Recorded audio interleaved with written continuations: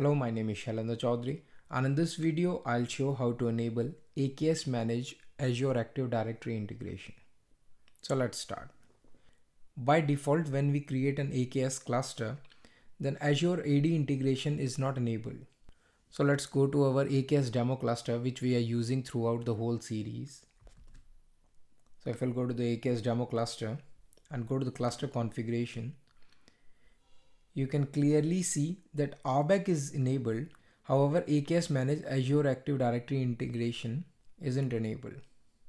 So I'll show you what happens when we enable the AD integration. But before that, I have created two users and one group to show all the changes which will happen after enabling the AD integration.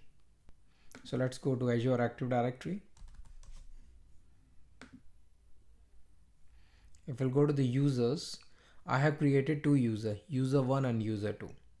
And there is another group which I have created, and the name of the group is AKS admin group.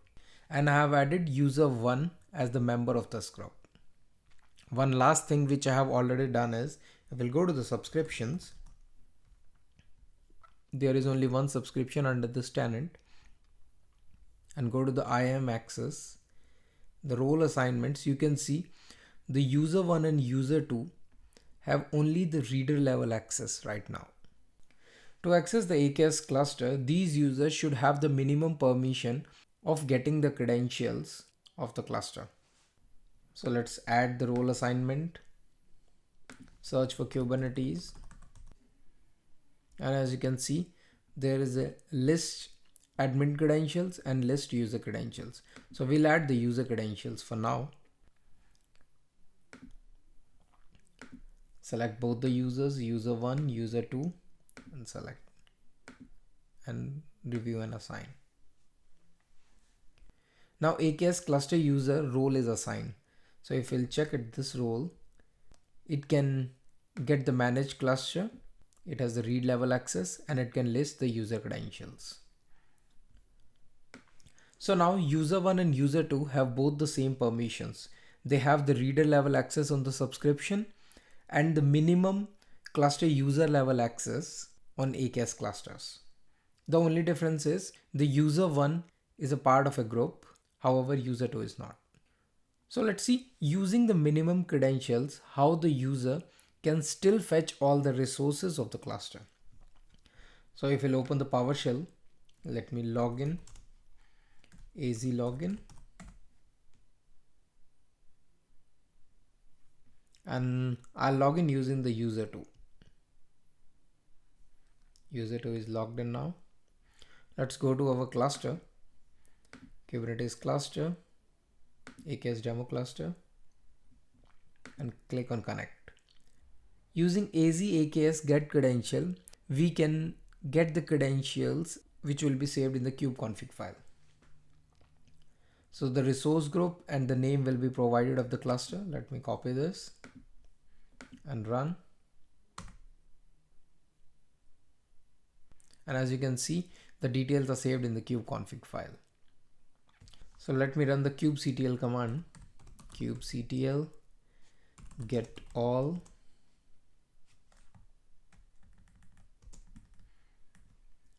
-- all namespaces.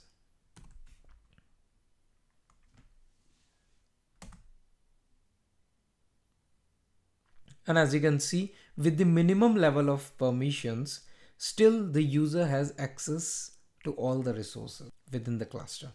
So now let's enable the AD integration and see how the user permission for the internal resources changes after that. Let's go to AKS demo cluster and go to cluster configuration. Check this box of AD integration, and now we have to provide a group which will have the admin level of access. So this is the reason I have created a new group where user 1 is added. So that means user 1 should have the admin level of access, however user 2 should not have the admin level of access. But as we can see, before enabling this, user 1 and user 2 both have the same level of permission, and when I logged in using the user 2 in the PowerShell, user 2 had full access to the internal resources of the cluster. So let's select AKS admin group and save. Cluster is updated now. And as you can see, AKS-managed Azure Active Directory is enabled and admin AD Azure group is showing the ID of the group. The only problem is if you want to disable the Azure AD integration, that's not possible. Once it's enabled, it cannot be disabled. So let's check in the PowerShell what has changed now. First, let me delete the kubeconfig file. It's deleted now. Let's AZ log in again. And this time we'll log in with the user one first. Let's log in with the user one. We are logged in and get the credentials now. Kubeconfig is created. And now run the kubectl command. But before this, we have to first authenticate. So let's open this link and provide the code which is provided.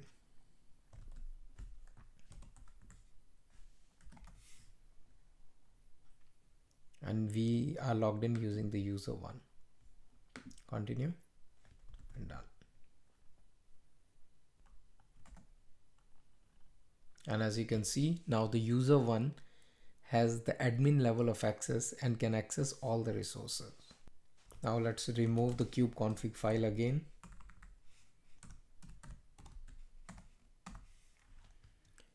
And let's log in using the user 2.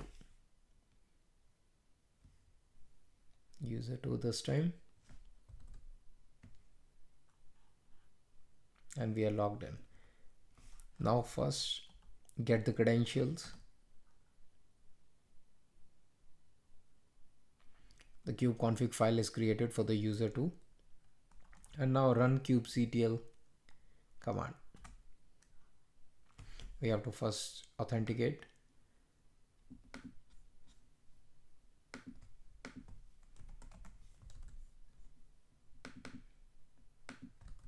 Let's provide this code.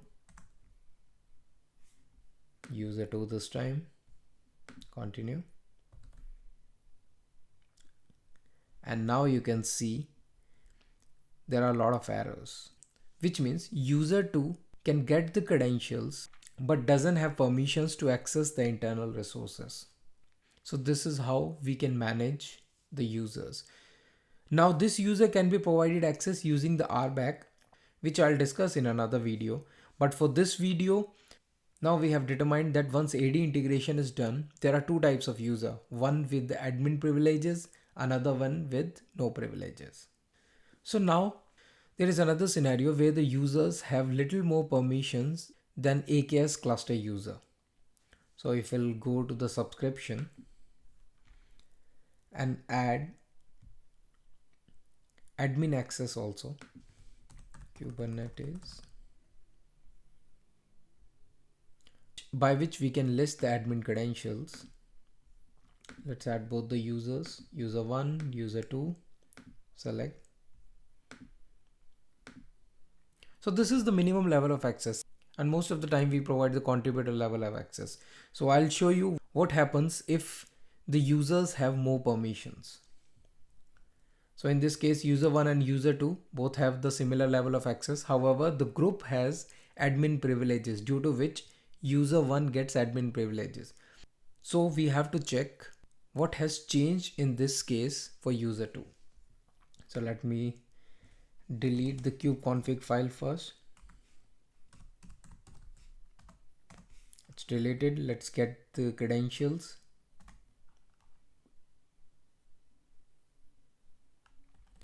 Run kubectl command. Authenticate.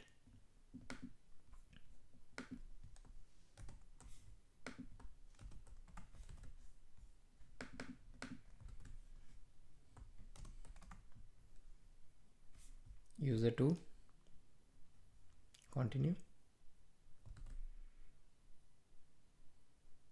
And as you can see, still it has the same level of permissions.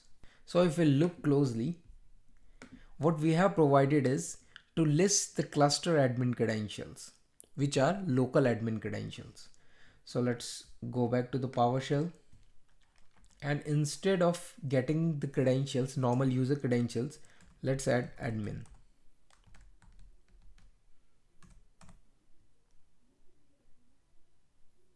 Now kubeconfig is saved, and this time let's run this again.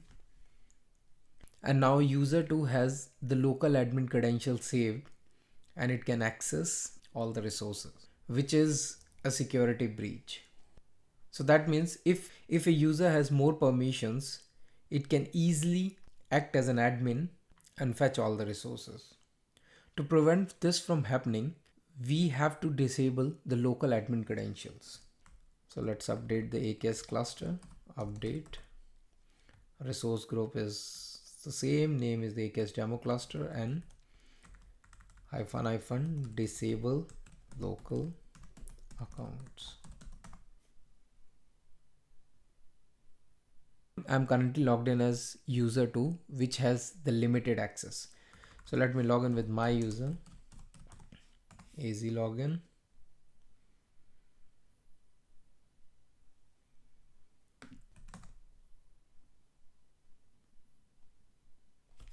I'm logged in now. Let's run this command again.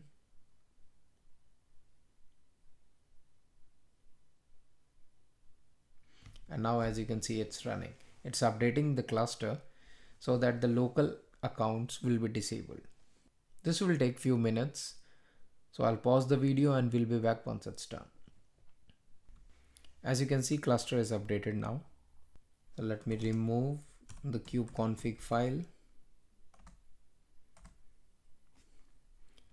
And let's log in with the user 2 again. We are logged in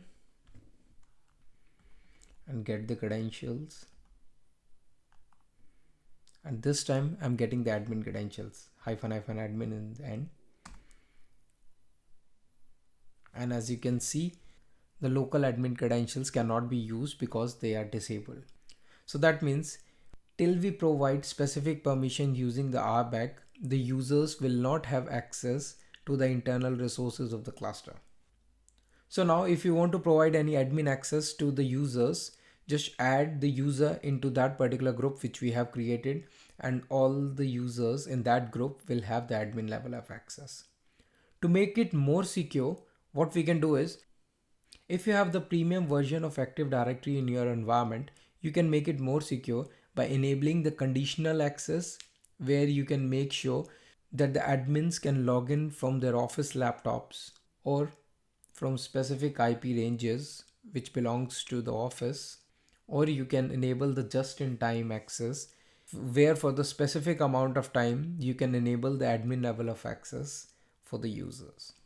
So if someone wants to make admin level changes in the AKS cluster, then they have to raise the request and just-in-time access will be provided to them, so that everyone will be aware that there are certain level of changes that are being done in the production level cluster. So it's highly recommended that everyone should enable the Active Directory integration on the AKS cluster in the production environment. So that is all for this video. I hope you liked it. Please like and subscribe. Thank you so much.